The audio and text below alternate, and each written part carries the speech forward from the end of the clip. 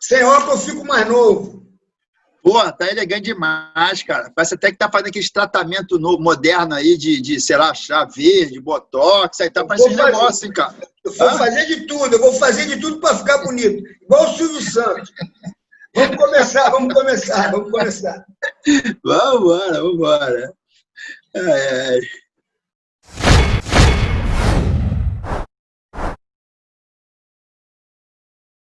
Fala, rapaziada. Eu, Sérgio Malibu, com essa grande fera, esse grande professor, grande competidor, conheço desde pequeno, não cresceu muito não, né? Continua com 60 e poucos quilos, 70 quilos, mas é uma fera do jiu-jitsu. Ricardinho Vieira, fera brabíssima. Tudo bom, Ricardinho?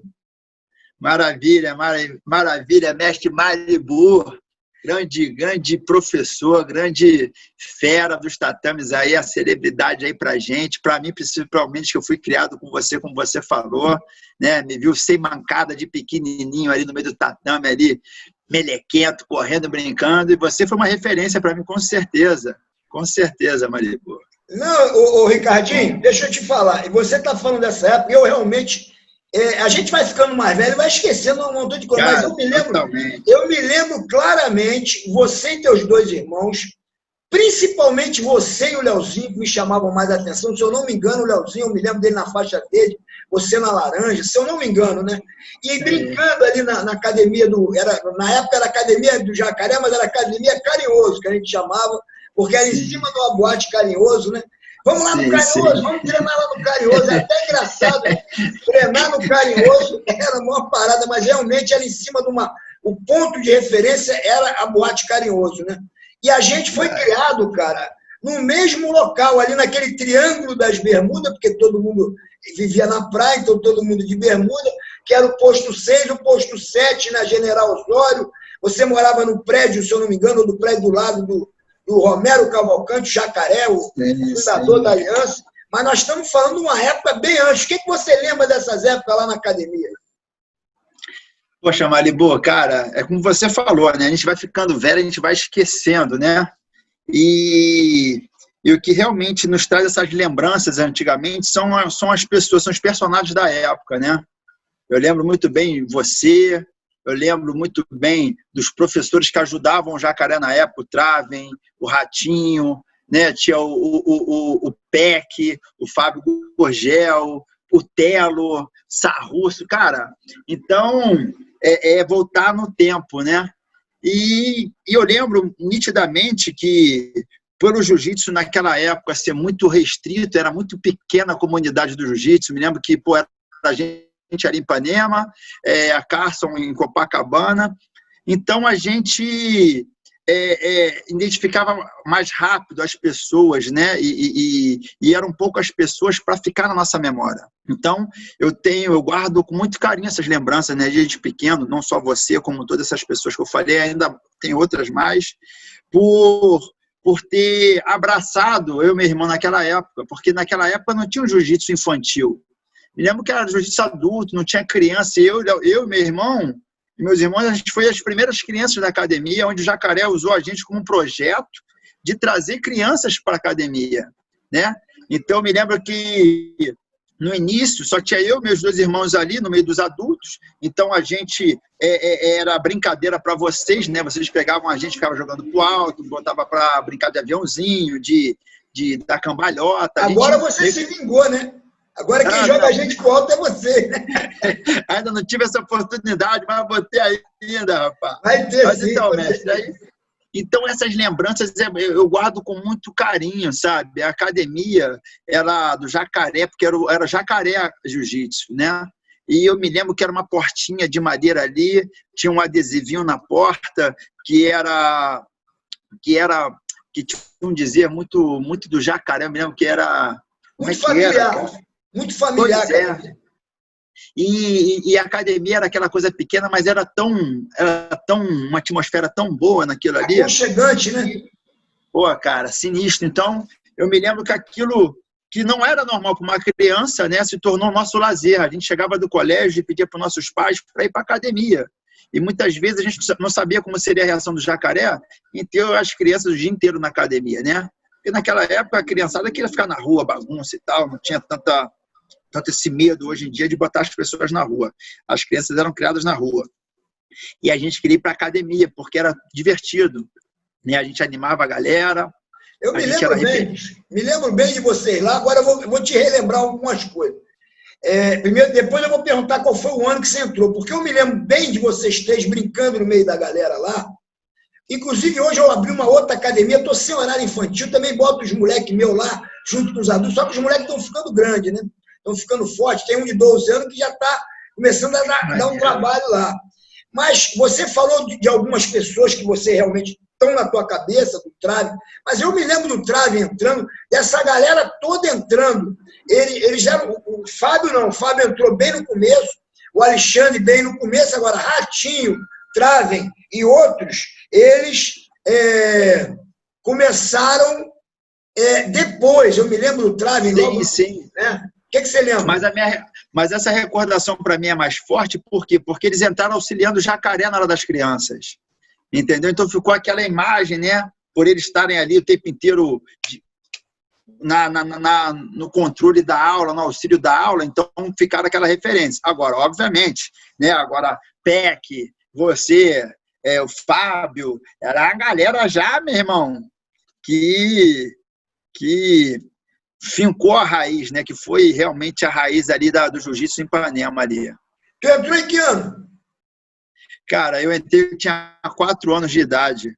Pô, foi papo de 83, 84, nasci em 79, foi por aí. Então, o Hollis Gracie já tinha morrido, então, né? E o Jacaré... Cara, eu entrei...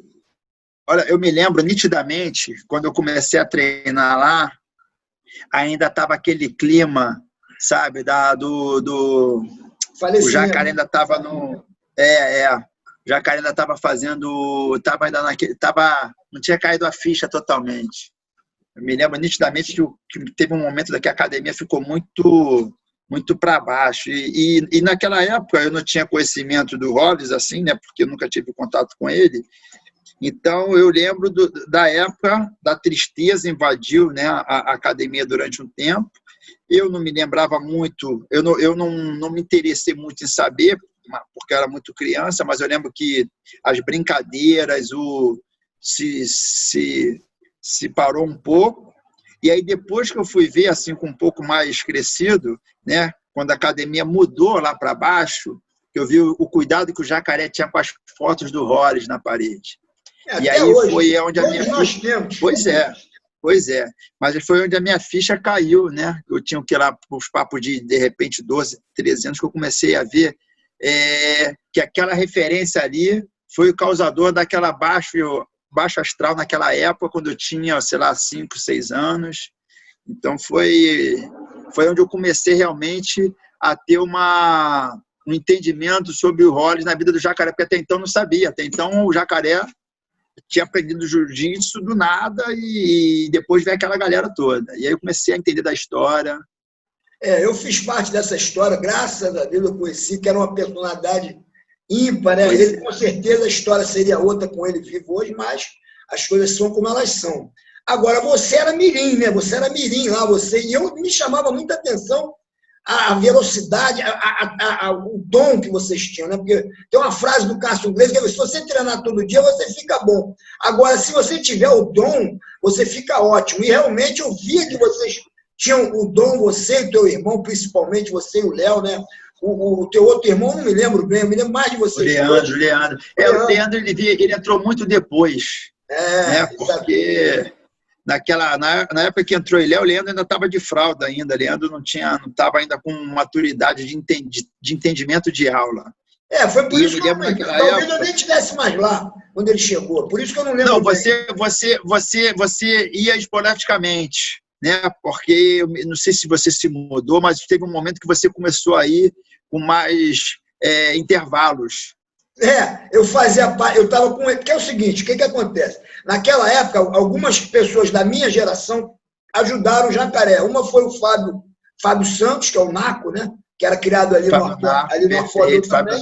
E o Tunico Bambu, mas o Tunico Bambu gostava de uma festa e tal, aí no dia dos eventos ele não ia, ele treinava, não botava o kimono, ele Ele era todo meio playboy, gente boa demais. Sim. Pô, dava um treino feliz, mas era meio play, né, cara? E o Jacaré sempre, né, Caxias, né, querendo levar.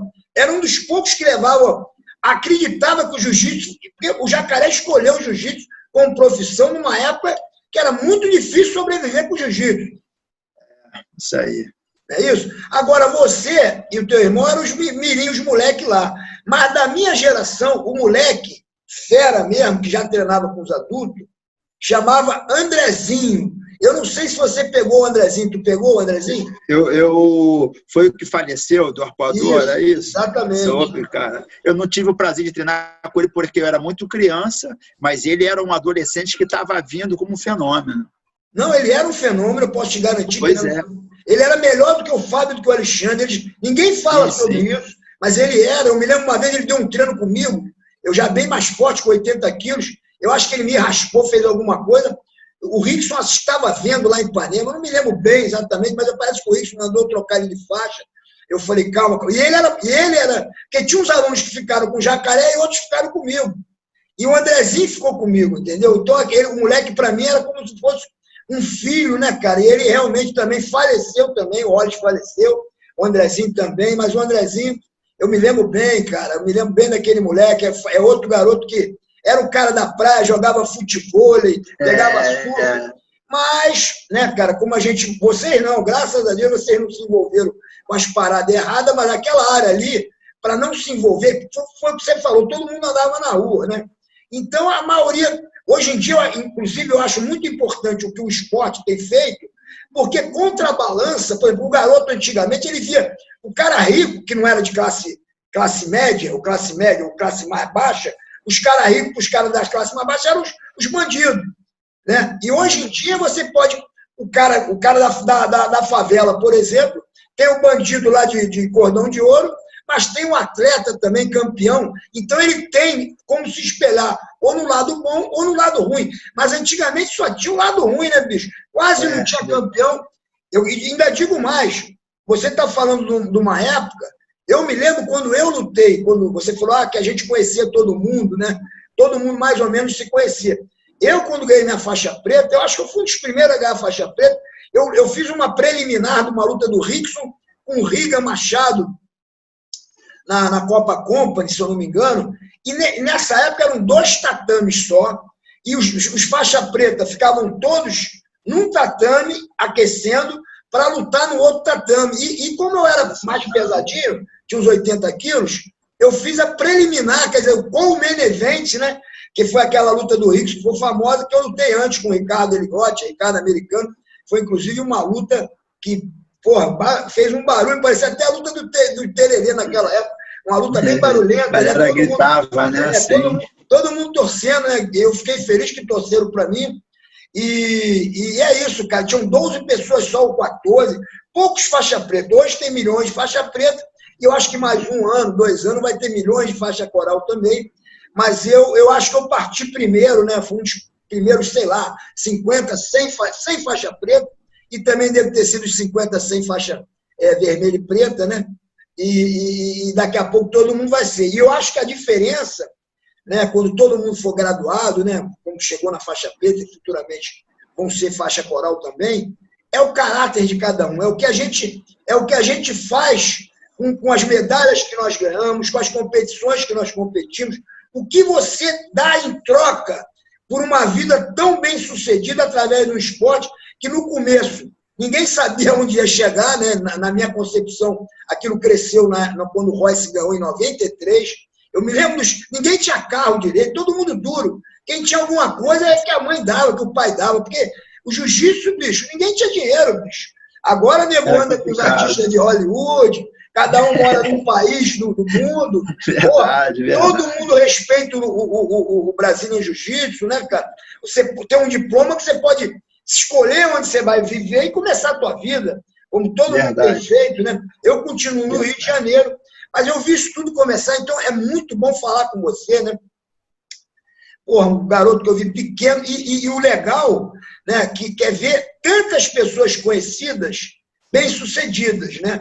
Você montou a Checkmate, né, com o Leozinho, com o seu irmão Leandro, tem várias checkmates, eu queria falar sobre sobre isso também, né? O teu irmão dá aula na CA, lá naquela academia lá daqueles fera braba todo lá, do Muay Thai, né? Como Sim. O jiu-jitsu, depois o jiu-jitsu ainda criou o UFC, né, cara? Criou o UFC e abriu portas para todas as artes marciais. Hoje em dia não é só o pessoal do jiu-jitsu que ganha grana. Até os rivais ganham grana. Porque tem rivais casca-grossíssimas também de outras artes marciais. Sim. Mas se não fosse inventado o UFC, que foi uma coisa que o Hélio sempre, né, promoveu, né, os desafios, não teriam chegado, tantas pessoas teriam chegado ao sucesso financeiro, você poder sustentar a tua família hoje com o jiu-jitsu, né? E é interessante. Você concorda com isso, Ricardinho? Concordo, totalmente. Totalmente. Hoje, a dependência, né, de muitos aí, né, vivendo pelo esporte, méritos e graças ao UFC, a esse investimento, né, depositado dentro da luta, dentro dos desafios, porque isso realmente popularizou muito o jiu-jitsu, né? Eu me lembro nitidamente que quando eu comecei a treinar jiu-jitsu, né, eu era muito sacaneado pelos meus colegas de colégio e de rua, porque o jiu-jitsu era considerado um esporte de perobo, de viado, que ficava se abraçando. Ficar agarrando o outro, né? Então, tipo assim, por mais que era uma arte marcial muito, muito sinistra, porque eu fui um garoto que briguei muito na rua, no colégio, né? Eu estudei em colégio público, né, municipal, ali no pé do morro. Então, eu era um garoto que, considerado na lei do morro, playboy, porque eu morava na rua. Só que naquela idade, as pessoas não sabem que filho de porteiro tem a mesma dificuldade que um morador de morro. Mas por eu ser branquinho, né, na época eu tinha um cabelo bom, penteava para o lado, então as pessoas chegavam no colégio e queriam me oprimir, né, o bullying de hoje em dia, né? Não arrumaram nada, né, Ricardinho? Não, pois graças ao jiu-jitsu, porque foi isso que me popularizou na época também, não só no colégio, né, como no local da galera ali do Castelinho, e depois fui ganhando o mundo assim. Então foi tudo em resposta da arte marcial, do jiu-jitsu na minha vida, né? O jiu-jitsu, ele me deu uma certa segurança para eu me proteger no colégio, onde após algumas situações que eu fui obrigado a passar, isso criou um certo respeito a mim, então chegou um momento que as pessoas não mexiam mais comigo ou me pediam uma certa proteção no colégio. Ah, é? E ao mesmo pois era engraçado isso. E então as coisas, aí depois que o jiu-jitsu ficou famoso no UFC, né, todo mundo queria praticar jiu-jitsu, mas até então era um esporte de viadinho, de fresco, entendeu? E para ficar homem. E eu me lembro que a maioria das vezes que eu fui testado no colégio, né, foi por esse tipo de piada, né, que eu chegava no colégio e falava, lá vem o Ricardinho, luta se agarrando com outro homem, aí ficava aquele grupinho me sacaneando, eu falava, então quem é que quer, testar aí a luta do viadinho, sabe? E aí, meu irmão, aí o serviço era feito, e aí tinha vezes que eu enfileirava uns 3, 4 assim, e aí rapidinho virava o Ricardinho, isso que você está falando é interessantíssimo você falar, porque é o que você acabou de falar. O negócio começou a ser apresentado para o mundo, foi em 93. Vamos dizer que em 95 o mundo estava ciente, porque não foi uma vez. Porque se o Royce tivesse perdido no segundo evento, não teria feito tanto impacto, mas o Royce ganhou 3 eventos e lutou 4 eventos. Teve um que ele não foi à final porque machucou, mas ganhou a luta, ele ganhou 3 eventos, e teve evento que ele lutou 4 vezes, né? Então, ali, eu acho que em 95 caiu a ficha para o mundo inteiro, porque até então só tinha na televisão Bruce Lee, e eu me lembro que tinha um programa na televisão chamado Kung Fu, não sei se você lembra desse programa. Vou te contar, olha só, como é que a gente entrou no jiu-jitsu, você vai achar uma graça, se liga. O meu pai fazia uns bicos pro jacaré ali, né? E como você falou, nessa época o famoso era o Bruce Lee, era os filmes do Bruce Lee. O meu pai era doido para ver a gente, né, lutando igual o Bruce Lee. E como meu pai sabia que o jacaré era a faixa preta de jiu-jitsu, meu pai, na ignorância do nordestino, né, não teve estudo, veio do norte lá para trabalhar na cidade, né? Então, meu pai achava que jiu-jitsu era tudo igual, kung fu, jiu-jitsu, né? Então, na cabeça do meu pai, ele achava que a gente ia lutar igual o Bruce Lee, né? Até porque a gente também gostava do Bruce Lee. Meu pai botava a gente para ver o filme lá e tal. E aí, cara, porra, quando a gente começou a treinar com jacaré, né? Por intermédio do meu pai também, que meu pai foi conversar com o jacaré e teve aquele acordo, né? Meu pai trabalhava, meu pai fazia uns serviços para o jacaré por fora, o famoso bico, né? E o jacaré dava uma bolsa para a gente ali no jiu-jitsu. E aí chegou um aniversário do meu pai, pô, reuniu a galera na sala lá, né? Os conterrâneos todos dele lá, as porteiradas lá da rua. Aí falou, Rico e Léo, chega aí, minhas crianças, faz uma demonstração aí do que vocês estão aprendendo aí, né? Caraca! Aí, pô, meu irmão veio, pô, deu um gravatão, naquela época era gravata aqui, né? Pá, pum, me derrubou no chão, passou minha guarda, montou, foi no armlock, meu irmão, aquele silêncio na sala, né? Tipo, porra, que porra é essa? O que eles estão fazendo? Aí meu pai, não, calma aí. Levanta, vai de novo. Aí ele foi, veio de novo, mesmo esquema, né? Pô, derrubou, botou, tal, passou. Aí, cara, aquilo ali foi uma decepção pro meu pai e pros amigos dele, né? Porque, como você falou, naquela época o jiu-jitsu ainda não era conhecido como uma arte marcial potente, porque não tinha o UFC ainda, sacou? O meu pai, como toda aquela geração antes do jiu-jitsu, era ídolo do Bruce Lee, que bem ou mal Bruce Lee, era golpe de soco, chute e tal, então estava todo mundo esperando isso. Então, cara, aquele dia foi devastador para o meu pai, sacou? Tipo, caraca, o que esses garotos estão aprendendo? Não era bem isso que eu queria, mas o seguinte, já que é uma bolsa, deixa lá para ver o que vai dar. Entendeu? Mas ele ficou feliz, né, de ver aquilo, né, cara? Não, então, o meu pai, ele teve um certo, sabe, pô, não era bem isso que eu queria. Então, ele deu de ombro, assim, ele falou... como estava fazendo bem para a saúde e era uma bolsa, ele deixou. Exatamente. Tanto que meu pai, ele só foi nos campeonatos muito depois de ver a gente lutando, entendeu? E mesmo assim, ele era meio preocupado, né? Porque ele não sabia se aquele investimento do tempo dele para a gente traria algum benefício para a gente. Então, eu acredito que o silêncio do meu pai na nossa formação ali meio que deixava ele preocupado em relação como a gente iria sobreviver, né? Porque na cabeça do meu pai, imagina, coitado, ele, o único que trabalhava na época, e a gente não tinha um estudo que dava uma qualidade para dar um futuro melhor. Então, pô, você vê o seu filho perdendo um certo tempo, né, numa atividade esportiva que não é nem comentada, né? Então, eu entendi aquele silêncio dele, aquele certo falta de incentivo naquele momento, né? Porque ele queria que a gente seguisse no estudo, por exemplo, para ter uma certeza de uma carreira. Ele não imaginava que tudo isso que está acontecendo com a gente poderia acontecer naquela época. E o que hoje foi traumatizante para ele.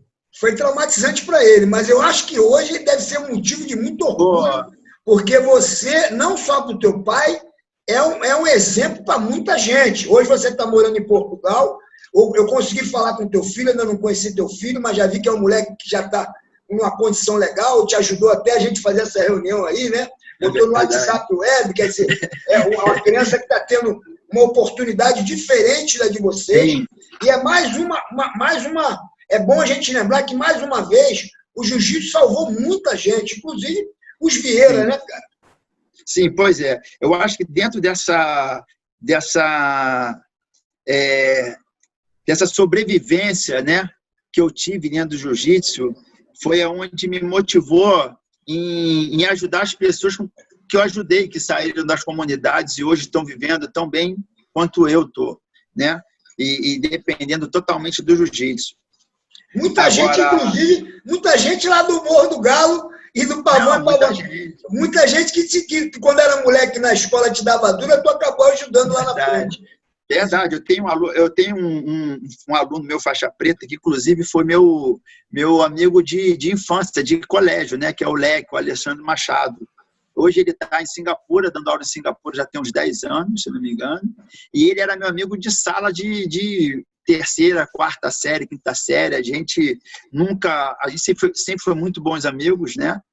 E a gente, no momento que a gente se conheceu, ele não conhecia o jiu-jitsu. Ele passou a conhecer o jiu-jitsu quando eu abri um projeto social no Morro do Cantagalo, em 95, eu era faixa roxa ainda, e ele começou a treinar comigo ali. E a partir desse momento, né, ele começou a desenvolver técnica e entendimento para trabalhar com jiu-jitsu. Hoje ele está com um sucesso enorme, né, em Singapura, e dentre outros, né, que eu formei, FIFO. Que está na Suécia. Hoje, FIFO está na Suécia. Exatamente.